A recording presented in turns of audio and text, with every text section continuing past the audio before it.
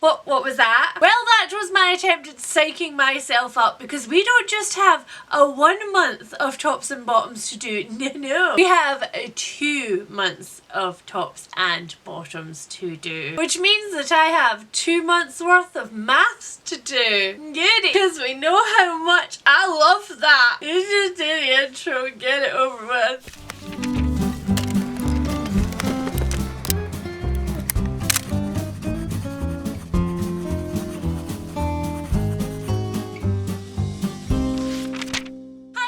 It's Leanne and welcome back to another video, and I was only kind of kidding in the intro when I was like, maths. So in February I of course wrapped up January's reading, and then in March I should have wrapped up February's, but as we have already established, in March I was near death. She was sick! I was so sick I would in fact have made Winifred Sanderson proud. And so there was no wrapping up of the February and the March. Now that we are in the April, that means that we have to do both. Which means that not only am I adding up one set of numbers for my bingo board, I'm adding up two. However, before we jump into the chaos mass that I am inevitably going to have to do, I would first like to thank the sponsors of today's video, which are the wonderful people at Ana Luisa. Ana Luisa are one of my favourite brands to work with, absolutely hands down. They are a sustainable jewellery company. They are bringing you absolutely stunning, timeless pieces in a way which doesn't break the planet. The making of their jewellery is completely carbon neutral, and they use recycled materials, which means that every piece that you get has lived an entire life before it even gets to you. However, this month we're not just talking about Ana Luisa in general. I am not just showing you my newest finds. I am instead here to talk about one very special piece which is quite close to my heart. The piece that I am wearing right now is the Chloe necklace. Now, Ana Luisa do lovingly give all of their pieces names, but the name of this one is special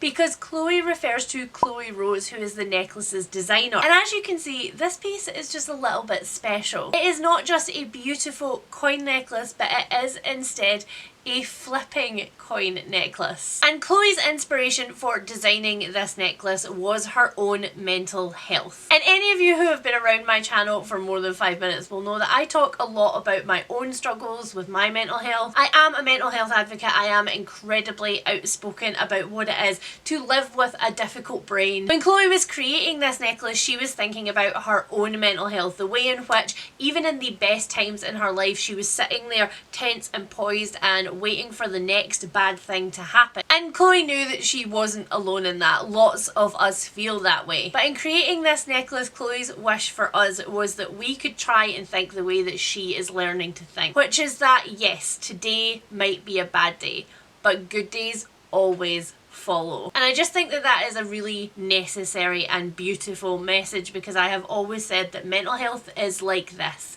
not like this. And sometimes when you're climbing out of those, it's nice to have a physical reminder. But hands down, in the 2 months that I have had this piece, I have never once worn it and not chatted about it with somebody. It's also very fidgety for those of us who, you know, fidget. However, unlike most of Ana Luisa's beautiful pieces, the Chloe necklace is available for a very short time only. So if you too would like to get a reminder that everything does get better, then the only way to do that is to click on my link down below in the description. And of course, just as a reminder, clicking on my links does help to support my channel, which means it continues to help me bring you videos in which I struggle bust my way through the numbers. Alrighty then, it's time for the part that you've all been waiting for. Let me scooch on over so that we can take a closer look at my bingo board from hell. And I don't know about you guys, but I'm kind of nervous because it is April now, and I do feel like by the end of April we're probably going to have a really good representation as to whether I have picked wisely with my squares and my bingo board this year. As all of you know, my 2023 board highlighted lots of problems, or at least what I see as problems with my reading. Or maybe let's not call them problems, but areas that I would definitely like to improve on, things that I find difficult but would like to be able to do or to change my mindset about, and that is what this board is about. And so the numbers on this board for me aren't just a game, although the game is a fantastic part of it, The numbers on this board are also for me a way to kind of measure how well I'm doing battling some of my own demons. So on that note, you didn't think it was going to get that deep in a tops and bottoms, did you? The first square that I have up here is my audiobook square, the square to try and encourage me to get back into regularly reading audiobooks, something that it has definitely accomplished. And in February I listened to Every Heart a Doorway, The Diviners, Gemini, the bulk of European travel for the Monstrous Gentlewoman, so we're going to count it for this, and In Memoriam on audiobook. And then in March I listened to Obsidio and Girl 11, which funnily enough brings the number up to 11, which means that this is the first square on my bingo board for 2024 to be completed, which I am delighted about, and not just because this bingo board has prizes associated with it and my 2023 board did not, but also because it means that I am doing the thing. So that means that we pop a completed book sticker on this square and we go back to 1 and we are counting up again. Again, if you're new to my board, my goal is not just to complete these squares but to try and complete them off as many times as I possibly can. And when it comes to prizes, for those of you who did not catch my introduction to this bingo board video, this time around the prizes that I am allowed are when I get 10 points in any of these squares, which means that I have completed them off, I get to choose one fun activity from a predetermined list. All of those activities are self-care activities for me, so playing video games for an entire day, binging TV shows, going out to eat with lovely spouse Harry and ignoring our meal plan for that day. And every time I complete a square off twice or I get a bingo on this board, I get to buy up to 3, and I say up to 3 because it's not a goal. I don't have to hit 3. I can just buy 1 if I like. I get to buy up to 3 books which do not count towards my read 60% of your 2024 purchases box, which is going to be useful to me because, as you can see from my not TBR but instead my haul cart behind me, some books have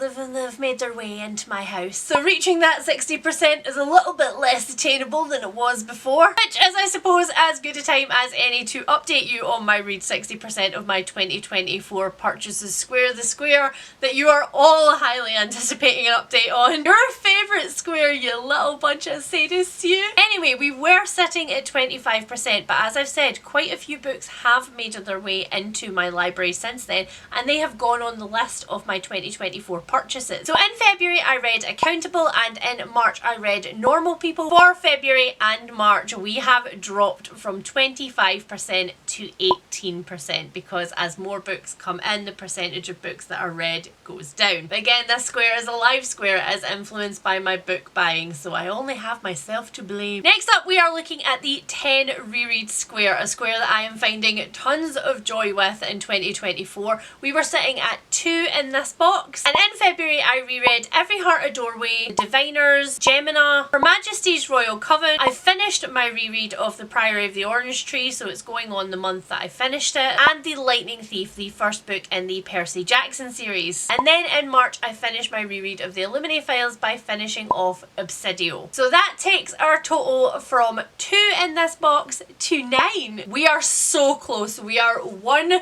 reread off completing off this square. I was so mad when I did the maths for this one. I was like, could just have read more when you were sick, man. Next up, a square that we have made very minimal strides in. This is my TBR Veterans square. There were 2 in this box and now we have 3 because in March I read Girl 11, which was a thriller that had been on my shelves for a really long time. Followed by another box which we made 0 progress in February and March. This is my random emoji square wherein I generate or I'm given a random emoji through various different means, and we still only have 1 in this square. Next up we have potentially the next most highly anticipated square on this board, the square that means the most to you guys outside of my 60%, and that is of course my series tracker square. And so for this one, in February I finished European Travels for the Monstrous Gentlewoman, which is the second book in the Athena Club series, and I also finished The Darkness Before Them by Matthew Ward. Now you guys will probably remember that I started reading The Darkness Before Them by by Matthew Ward in a vlog at the end of 2023, and it took me all the way until the end of February to finish it off, and you guys will find out why later on in this video. And then in March I read Ravensong, which is the second book in the Green Creek saga by TJ Klune, and so we have gone from 1 to 4 in this box, which is not bad. It's pretty respectable. I'll take it. Next up we have my read 10 non-fiction book square. We were sitting at 3 in this square at the end of January, and in February again I read Accountable, and then in March I read 17. So we are now up to 5 books, which is halfway through that square, so I will take that. Another square that we have made 0 progress in is my BFF Controls square. Yes, I have read none of the books that Kirsty has told me to read, which disappoints both me and her. Then we have my rainy day books square, one of my most hated squares on this entire board. Every time I need to pick a book for it, it makes me angry as I have to confront my own poor behaviour. So at the end of January we had 2 points in this square. In February I read In Memoriam and European Travels, which were both very definitely rainy day books. And then in March I read 17, which had also become a rainy day book. So now we have 5 points in this square, another one that I am halfway to completing. Victory for a few of these squares is just in sight. Just need to reach out.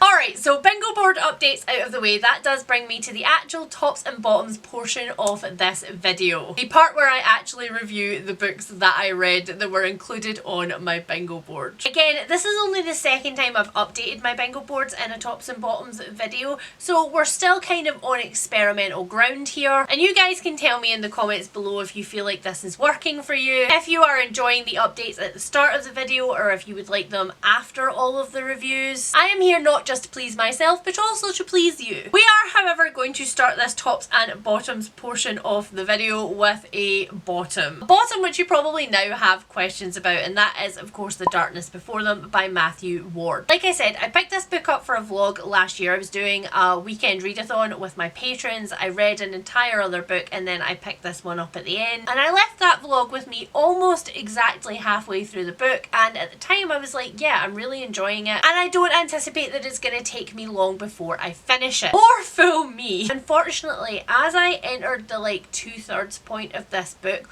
all of the things that I had really loved about the setup at the start just kind of started to fritter away. There was so much punchy dialogue at the start, there was a lot of back and forth between the characters, and there was a lot of tension, and by the midway point that tension had started to wane quite a lot, and the actual dialogue itself had started to become quite flat. I stopped being able to believe what the characters were telling me about how they felt and what they were doing, and the plot itself just felt really contrived. I could almost feel the author being like, and then this is what's gonna happen. Aren't you shocked? And I just wasn't. I have read enough fantasy now at this point in my life that I wasn't surprised by any of the things that happened. And then I started to have more and more problems with the magic system, things that just didn't make sense. There's necromancy magic in this book, a lot of which reminded me quite strongly of The Bone Season by Samantha Shannon. That was another comparison that I made. And those things I really liked, but then the rules started to get like stretched and bent. And I am somebody who either likes like really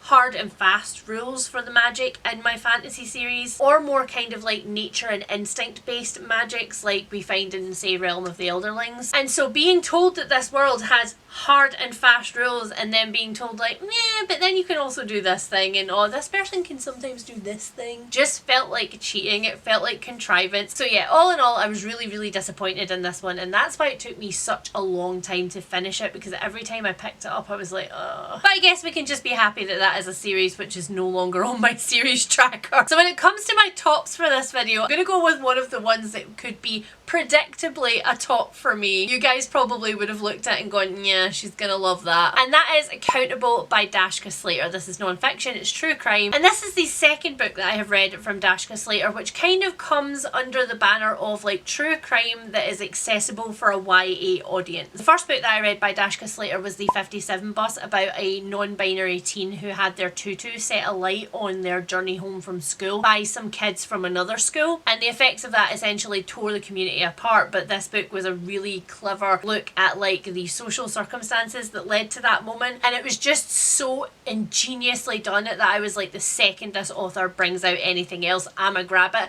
And that's exactly what happened with this one. And it's interesting because in the introduction to this book, Dashka Slater talks about the fact that she had absolutely no intentions whatsoever to write another book that was like the 57 Bus, but then this case literally landed on her lap. Lots of people started telling her about it and she couldn't kind of resist the pull. It is about a small group of teenagers in a high school who were running a close friends only Instagram account. So you had to request to be added and then you would only see things on close friends, and that Instagram account entirely consisted of racist, sexist, homophobic, extremely hate-filled memes which were meant to be kind of like edgy and funny. And how the discovery of this Instagram account not only like blew apart this friendship group but also this high school and the surrounding community, because Dashka Slater actually includes at the beginning of this book a map whereby you can see how all of the friendship circles in this high school all interconnect, and so lots of different people were affected in different ways. And that build up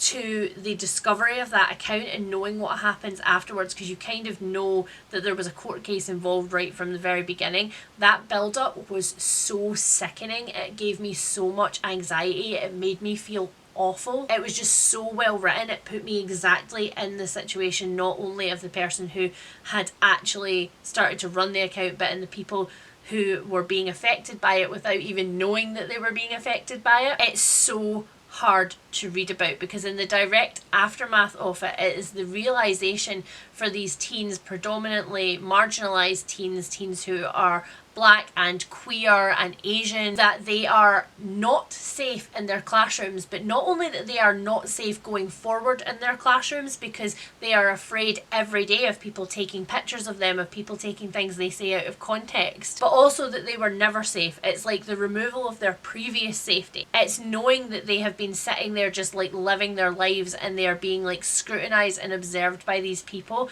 and their pictures are being like shown to the internet in a way that is just horrific. But also watching the inadequacies of the way that the adults in this situation dealt with this, both the school and the parents involved, was just, it was like watching a car crash in slow motion. It was awful. This is something that sounds interesting to you. I absolutely advocate that you pick it up because I feel like everybody who has a teenager should have to read this book. Next up for the bottoms is a bottom that I am absolutely gutted to be including here. I was honestly in two minds about putting it on this list or whether I was going to tell you, as I do sometimes, that it's kind of a middle. There are some books that are middle books that I do still want to have a conversation about. But if I am really honest with myself, this book does belong in the bottoms of this video. And that book is European Travels for the Monstrous Gentlewoman. You guys know that I have absolutely raved about the Athena Club series by Theodora Goss, that I've said that the first book in this series, The Strange Case of the Alchemist's Daughter, is one of my favourite books of all time. So when it comes to European Travels, the things that I absolutely loved are all of the things that I loved about the first book. The plot is amazing. The actual plot of what happens and where we are going is amazing. Theodora Goss has just so intricately woven all of these horror novels together to create this like massive tapestry that now when I reread the originals, I'm going to struggle not to have this in the back of my head as, oh, that was what was actually going on when all of these events happened. However, this book is called The European Travels for the Monstrous Gentlewoman, and this entire book is travel. Now, I'm a fantasy reader, you guys. I can put up with a lot of travel. Endless walking, getting from A to B, that's the bread and butter of what I love about fantasy. So I have a more than high tolerance for travel in books. I want you to keep that in mind. But this is 800 freaking pages long. 500 of those pages just didn't need to be there. Theodora Goss has done an amazing amount of research. You can tell that straight off. She has done a truly like spectacular amount of research. She knows things about this time period that I don't know as somebody who has studied this time period. And I love that about her because she chucks a lot of things in casually that I'm like, wait, what is it? It's what now? And that is so cool. That is so very cool. However, I aggressively did not. 500 pages on how the Orient Express works, on how carriages work, on the introduction of motor cars. I did not need to know how tickets worked. I did not need to know how luggage worked. I did not need to know how many freaking stops there were between two different places. And there were so many stops. But the problem with this is it's not just one group you're following, it's essentially 3 different splintered groups, and they're all making their own journeys ostensibly to the same place, but you're watching them doing it in different ways and in different times, and it's just mind-numbing. The only way that I managed to finish this book was by switching to the audiobook so that I could speed it up, and I never thought that I would say that. Usually when I start a book reading with my eyeballs, I like to finish the series that way because I've got my own like ways that the characters sound and act in my own head, and I don't really want somebody else's interpretation. I had no choice, and I kind of feel like I deserve a prize for it, and I shouldn't feel like that because the actual plot in this book, the stuff that actually happens out with the travel, is so exciting. It's so exciting that I am definitely obviously going to be reading the 3rd book in the series. I'm definitely going to be finishing it. I now don't need to go on the Orient Express because I know every single minute of the time that I spent on it. Next up, let's jump back to my tops list and the book that I hands down did not expect to be here, and that is In Memoriam. Wait, who wrote this? Alice Wint. They deserve their name to be said out loud because this book is so freaking good. There were so many things against this book as the possibility of it being a top for me. First of all, this is straight up historical fiction. It is set in the First World War, which leads us to, second of all, it is war fiction. Not just like the war is happening in the background, the war is the point of the novel. And C, it is just literary fiction. It's not like it's literary fiction which has a historical retelling and includes fantasy elements or something in it. It's just straight up literary fiction. All 3 of these things should have been reasons why this didn't work for me. However, I will be very surprised if this is not in my top 10 books of this year video because you guys, it was so good. Now, my lovely friend Jill was the one who sold this book to me by telling me exactly this. It is about 2 private school boys who enlist at the same time. They are both queer. Neither of them really understands what that means for them in terms of the ramifications of the rest of their life. And they really, honestly, genuinely do believe that this is going to be the war to end all wars, which actually was what a lot of soldiers believed during the First World War. They really, honestly believed that they were doing this so nobody would ever have to do it ever again. And it is essentially a non-tragic queer love story. And I was like, how can it be a non-tragic queer love story set in World War I? There is so much queer joy in this book. There's a lot of queer pain in it too. It is so beautifully balanced between the 2 things that it never feels egregious. This book is so beautifully written. The relationship between Elwood and Gaunt is so nuanced. Alice Wint's writing is just so emotive. There were so many points where my heart was absolutely in my throat, and yet at no point in this book did I ever want to put it down, no matter how painful it got.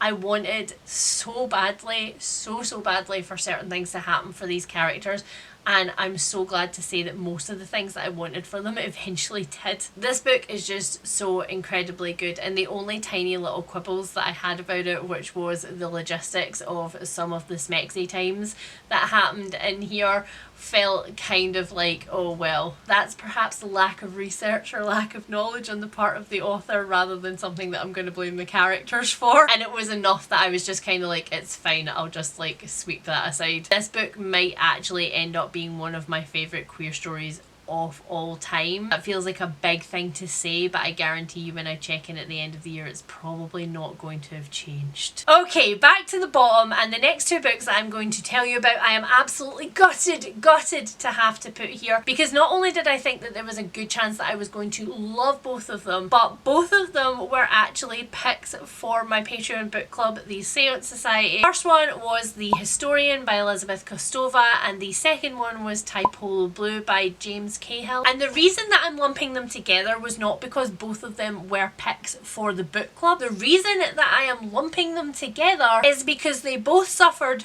from exactly the same problem. They are massively overwritten. In the first 8 pages of Typolo Blue, we follow this professor as he bikes his way through the campus, and we get details about freaking everything. Now, I get that in dark academia, which both of these kind of are, there is this kind of like emphasis on the atmosphere and the way that it makes you feel in the gothic environment. That's part of the draw of dark academia, is like lush descriptions. But there's a difference between lush descriptions and overwriting. And when your character is staring into a still fountain which hasn't run for ages, and I can tell you exactly the shape and contours of this fountain and how many cigarette butts are floating in the dirty water, and what he thinks about the cigarette butts and what that fountain itself says about the wider society and the way that it is slowly being eroded. When every single thing that your character does is related to a metaphor for art history or life in general or philosophy, it made me say in the most Scottish way possible, "Geese peace. Give it a break, stop talking. Nobody needs that level of detail." It was so self-indulgent. The author was absolutely writing for themselves, and that was exactly how I felt about the historian. In between all of this endless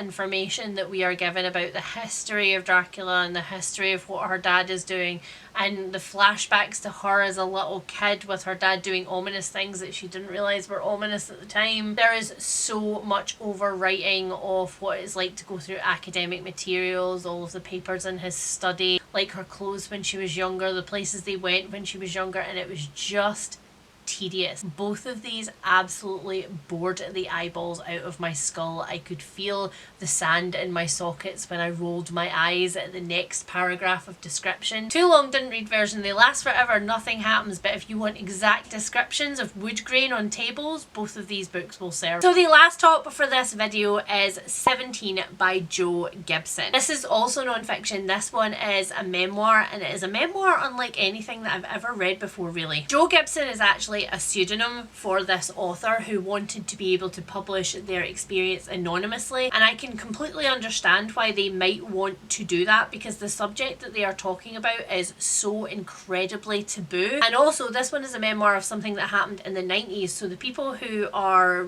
subjects in this book are very much still alive. There are also children involved further down the line, so I can completely understand wanting to publish this one anonymously. And the reason that the author might want to do all of these things is because 17 is essentially a memoir of this author's experience of being groomed by a female teacher into a relationship when they were 17 and attending a boarding school, a very prestigious prep school in the UK, which generally sends quite a lot of its pupils to like Oxford and Cambridge afterwards, and which is clearly still in operation today. And in this environment, Jo very much finds himself not intending to in any way become intimately involved with this teacher. And how this is told is so incredibly smart, because the experience of a cis boy in this situation would be very different from the experience of a cis girl who went through similar kinds of abuse. And that is because, as a sort of like cultural thing, the whole boys will be boys thing,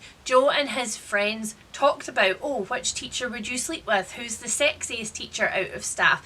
It's very much to like, get in there. You're encouraged to want to objectify your teacher, to want to get your teacher into bed. And while I don't think any of these teenagers ever actually thought that it was a possibility, ever actually thought that any of the things that they were like laughing about was ever going to happen, nevertheless the environment is very positive. The environment is very much like, well, what are you complaining about? You got to sleep with an older woman as a teenage boy. You should be happy about that. This situation didn't end at the end of school, as so many people's abuse situations did, and so Jo didn't actually realise that he was being abused until he was out of that situation in his 30s, could look back at it and be like, what just happened? And hearing about Jo's encounters with other adults throughout this situation, some of whom found out about this, some of whom suspected, and none of whom did anything about it. It is so hard to read about the failings of the system again and again and again, but it's so well written, it's so beautifully written. You are so completely in the mind of that teenage boy until you're not,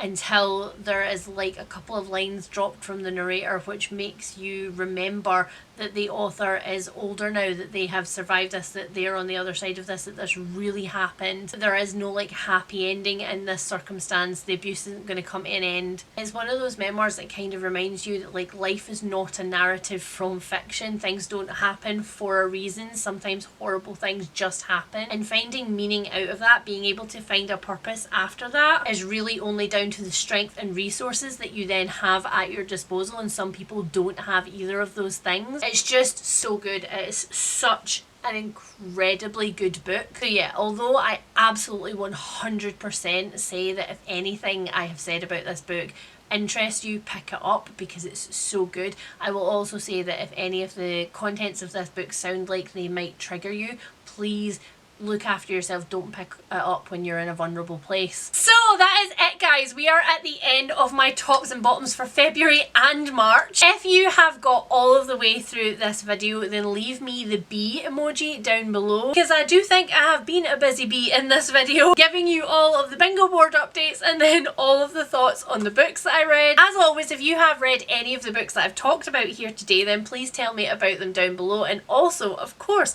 if you have any books to recommend to me based on the ones that I absolutely loved, or even based on a better version of the ones that I didn't love, you know, then please tell me about that down below also. Don't forget that if you would like to get your hands on the absolutely beautiful Chloe necklace from Ana Luisa before it disappears forever, then you can use my link down below to do that. If you are new here and you enjoyed me struggle bussing through all of the numbers and would like to see more of that in the future, then please hit that subscribe button down below. And if you are a returning viewer who has my back, if you are here to cheer me on through all of my mathematical pursuits, then please hit that like button on the way out because it really does help my channel. And I will speak to you guys really soon. Bye!